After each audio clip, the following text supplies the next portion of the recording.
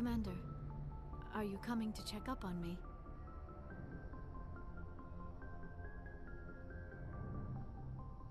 You look much better. How are you feeling? Dr. Chakwas assures me I am going to be fine. I was impressed with her knowledge of Asari physiology. You're in good hands. Dr. Chakwas knows what she's doing. I never properly thanked you for saving me from the Geth, Commander. If you hadn't shown up, I'm just glad we got there in time. So am I. I know you took a chance bringing me aboard this ship. I have seen the way your crew looks at me. They do not trust me. But I am not like Benezia. I will do whatever I can to help you stop Saren. I promise. Don't worry, Liara. I trust you. I know you won't let me down. It means a lot to hear you say that, Commander. Thank you. Tell me about yourself, Liara. Me?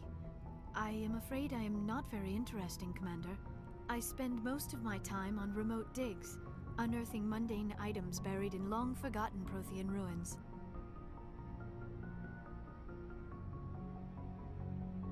Sounds dangerous. And lonely. Sometimes I would run afoul of indigenous life forms or stumble across a small band of mercenaries or privateers, but I was always careful. Until the Geth followed me to Artemis Tau, I never found myself in any situation my biotics could not handle. As for the solitude, well, that is one aspect that most appealed to me. Sometimes I just need to get away from other people. You don't like other people? I suppose it comes from being a matriarch's daughter. People expected me to follow in Benezia's footsteps. They wanted me to become a leader of our people. Matriarchs guide their followers into the future. They seek the truth of what is yet to come. Maybe that's why I became so interested in the secrets of the past. It sounds so foolish when I say it out loud. It sounds like I became an archaeologist simply to spite Benezia. All children rebel against their parents. It's a natural part of growing up. Aha, you share the wisdom of the matriarch, Shepard. That is exactly what Benezia said when I told her of my decision. But there was more to it than that. I felt drawn to the past. The Protheans were these wondrous, mysterious figures. I wanted to know everything about them. That is why I find you so fascinating. You were marked by the beacon on Eden Prime. You were touched by working Prothean technology. Sounds like you want to dissect me in a lab somewhere. What? No! I did not mean to insinuate. I never meant to offend you, Shepard. I only meant that you would be an interesting specimen for an in-depth study. No, that's even worse. Calm down, Liara. I was only joking. Joking? Oh, by the goddess, how could I be so dense? You must think I am a complete and utter fool. Now you know why I prefer to spend my time in the field with data disks and computers. I always seem to say something embarrassing around other people. Please, just pretend this conversation never happened. Do you know why Benezia joined up with Saren? I don't understand it. She was always outspoken about the need for the Asari to become more involved in shaping galactic events. Maybe she thought allying herself with Saren would somehow be for the greater good in the long run. At least I hope so. This hurts you, doesn't it? None of this makes any sense to me. I have not spoken to Benezia in many years, but I know her, and this was not like her. Something changed. I'd like to know more about the Asari. We were the first species to discover the Citadel. We were instrumental in forming the Council, and we always strive to be the voice of peaceful cooperation in galactic disputes. My people believe we are all part of a single galactic community. Each species contributes something to the greater whole. Although we seek to understand other species, it seems few of them seek to understand us. The galaxy is filled with rumors and misinformation about my people. Like what? Most of the inaccuracies are centered around our mating rituals. My species is monogendered. Male and female have no real meaning for us. We still require a partner to reproduce. This second parent, however, may be of any species and any gender. I don't understand. Your species can mate with anyone? Mating is not quite the proper term, not as you understand it. Physical contact may or may not be involved. but it is not an essential element of the union. The true connection is mental. Our physiology allows us to meld with other beings. We can touch the very depths of their minds. We explore the genetic memory of their species. We share the most basic elements of their individual and racial identities. We then pass these traits on to our daughters. It is how we learn to grow as a species and how we develop a greater understanding of other races. What happens to your partner after the union? Every relationship is different. Some unions are a single encounter with both parents parting ways afterwards. Others can be more long-term. Sometimes an Asari and her partner will stay together for many decades. You Asari live for 1,000 years. What happens when your partner dies? Few sapient species live as long as my kind. We have learned to take a philosophical approach to our unions. We do not focus on the inevitable loss of our partners. Instead, we enjoy the time we spend with them. And even after they're gone, a part of them lives on in us. The union is a connection that transcends both time and space. Do you know who Matriarch Benezia chose as her partner? She rarely spoke of her partner. Though I know my father, if you want to use that term, was another Asari. Benezia never told you her partner's name? Union with our own kind is no longer common, not for the purposes of reproduction. Most Asari believe it weakens our species. Asari daughters inherit racial traits from the father species. If both parents are Asari, then nothing has been gained, or so conventional wisdom would hold. I am what is sometimes called a pureblood, though no Asari would ever be cruel enough to say the word to my face. It is a great insult among my people. It is possible Benezia's partner was embarrassed by their union. She may have been too ashamed to publicly acknowledge me as her offspring. Maybe she wanted to meet you but couldn't. Something could have happened to her. Maybe she passed away. You might be right. I hope you are. But I have no way to know for sure. Benezia never spoke of her partner. Whatever happened, it caused her too much pain to dwell on it. She raised me by herself, though that is not uncommon. Many Asari raise their children alone, particularly if the father species is short-lived. Often the partner will pass on long before the child reaches maturity. I should go. Goodbye, Shepard.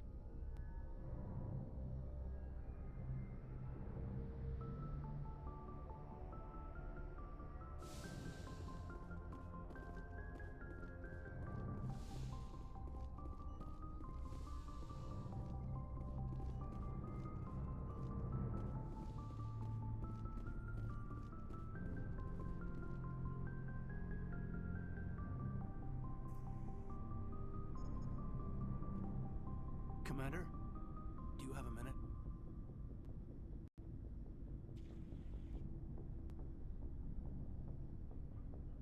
What's on your mind, Lieutenant?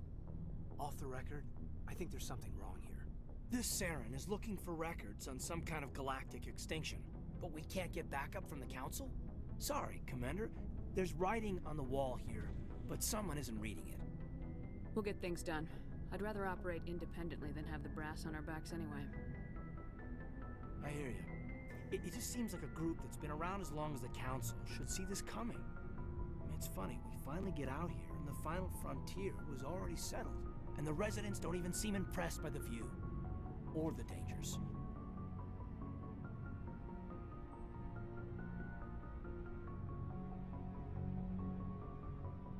I'm sure your letters home are very poignant. Just keep this kind of sentimentality out of the CIC. Yes, ma'am. Sorry to have wasted your time. I'm right about the mission, though. I know it. Anything you need, Commander? What's your opinion on the last mission? Dr. Tassoni. She seems nice enough. Hard to believe she's older than both of us put together. Just remember, Lieutenant, I saw her first. They do say Asari are open to that sort of thing, ma'am. Just trying to get a sense of where the crew's at. Thoughts? I've wasted enough of your time for now, Commander. We'll have time for personal debriefings later. What's your opinion on the last mission? Dr. Tassoni. She seems nice enough. Hard to believe she's older than both of us put together. We'll talk another time, Lieutenant. Commander?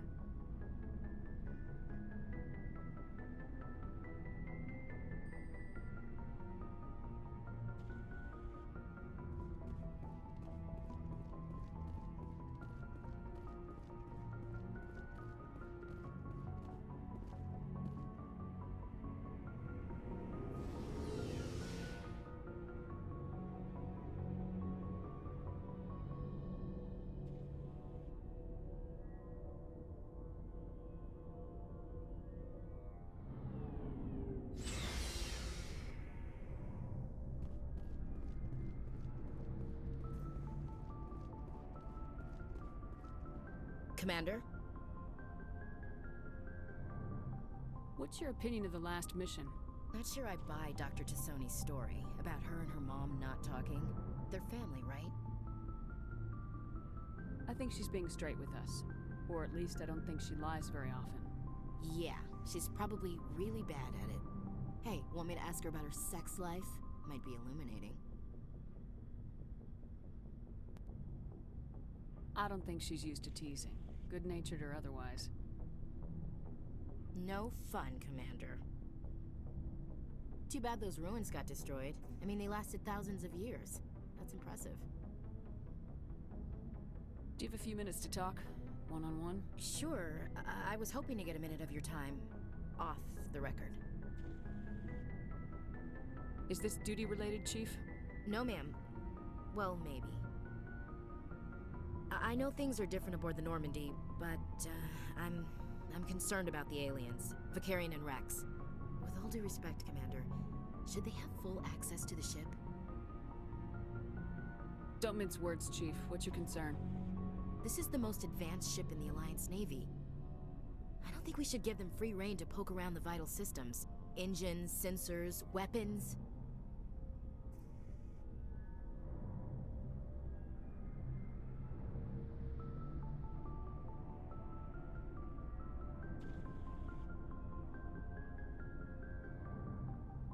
You don't trust the Alliance's allies? I'm not sure I'd call the Council races allies. We, humanity, have to learn to rely on ourselves.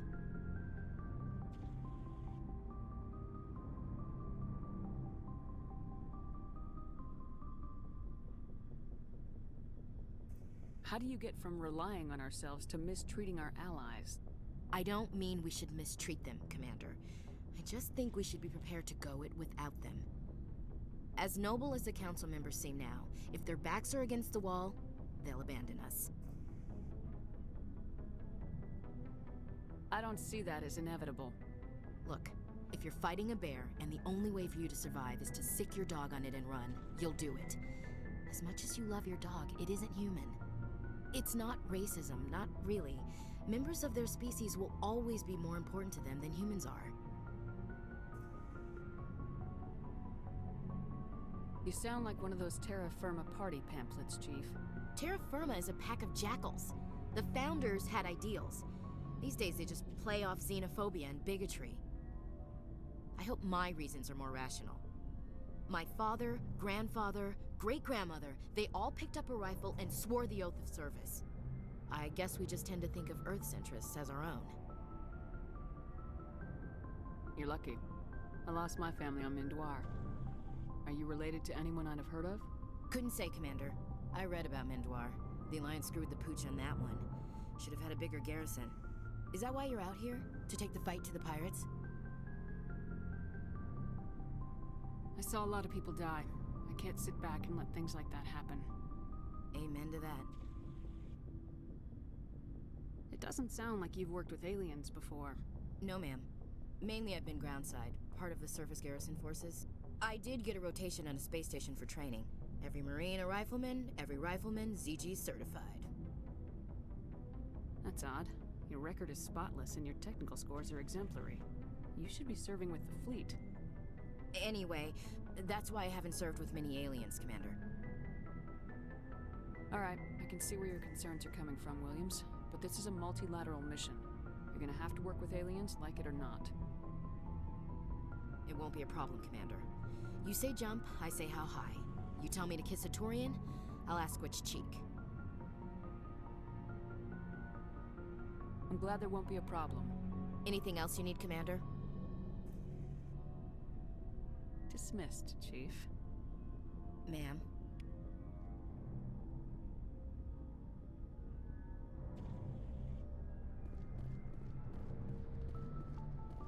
So, we've got Saren on the run. It won't be long now. Saren's good, but I'm better. Good. He's rotten. To the core. I could tell as soon as I met him. Why didn't you tell me this sooner? I would've if I thought it was important.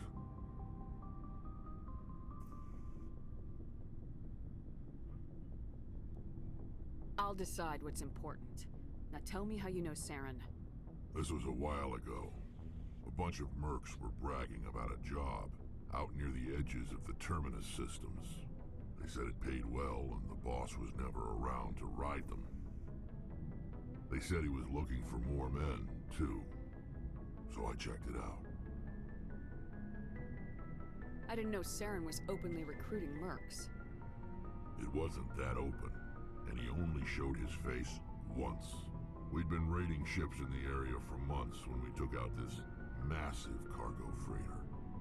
Our biggest haul yet. I was on board checking bodies for valuables, looking for some extra credits. That's when I saw him. What did Saren want with the ship? I don't know what he wanted. He was just moving through the ship, watching. Couple of the mercs called him by name, but he never spoke to them. Never spoke to anyone. I had a really bad feeling about him, so I got the hell out. Didn't even wait to get paid. What kind of cargo was the freighter carrying? What was Saren after? I don't know. All I saw on that ship was food and medical supplies. There were some basic weapons, but nothing big. If there was anything of value on that ship, I didn't see it. That's why I didn't mention it sooner. Whose ship was it? There was a Volus trading vessel. Big one. Lots of guards. But they were no match for us. That's the only time you saw him? Yeah. Didn't even know who he was. Still wouldn't if I hadn't joined up with you. But my instincts were right.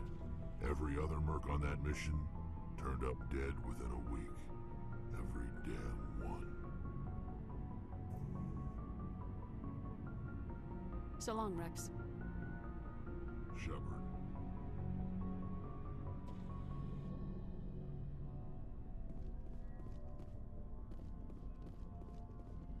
Commander, how are you? Why did you want to be a C-Sec officer in the first place? That's a good question. There were several reasons, I guess. Like what? Probably the same as most officers. I wanted to fight injustice, wanted to help people. I guess my father had something to do with it too. He was C-Sec, one of the best. I grew up hearing about his accomplishments or seeing his picture on the vids after a big arrest. He's taking my resignation pretty hard. He's not impressed that you're going after Saren? My father's a C-Sec man to the bone. Do things right or don't do them at all, he says. He thinks I'm being too rash, too impatient. He's worried I'll become just like Saren. He actually talked me out of becoming when I was younger for the same reasons. You were asked to be a Spectre. Well, I was targeted as a possible Spectre candidate, me and about 1,000 other Turian military recruits. I could have received special training, but my father didn't like it. He despises the Spectres. He hates the idea of someone having unlimited power with no accountability. He wouldn't like you, Commander. No offense. Not all Spectres are like Saren, you know. Of course not. But Saren's not going to play by our rules, C-Sec's rules. If you want to nail Saren, you need to send someone who isn't restricted by policies and procedures.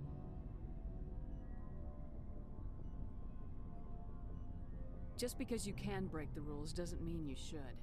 I don't need to stoop to Saren's level to stop him. And neither do you, Garrus. I see what you mean, but I'll think about it. Thanks, Commander.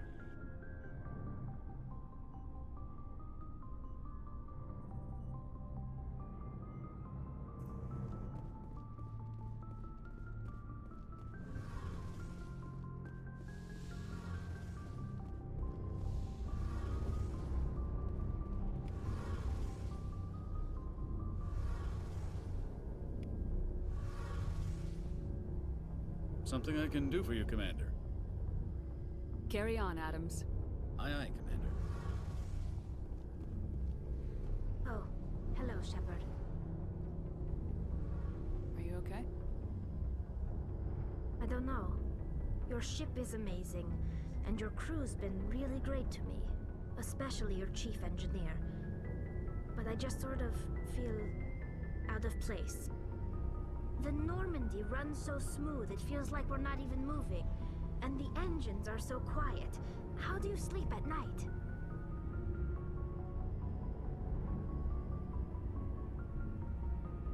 I find it rather peaceful.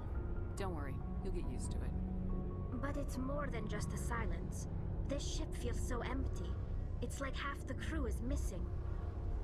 Back home, I couldn't wait to go on my pilgrimage.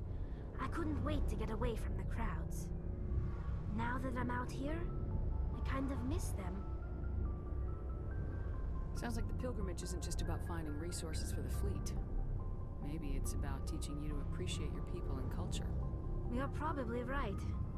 We Quarians spend our whole lives traveling, but really we never leave home. The pilgrimage has given me a whole new perspective on our culture. You know, there's always a few who go on their pilgrimages and never return. I always assumed something bad happened to them, but maybe they just wanted a different life. You do plan to return to the migrant fleet, right? I could never abandon my people, Shepard. I will go back eventually, but we have to stop Saren first. Otherwise, I might not have a home to go back to.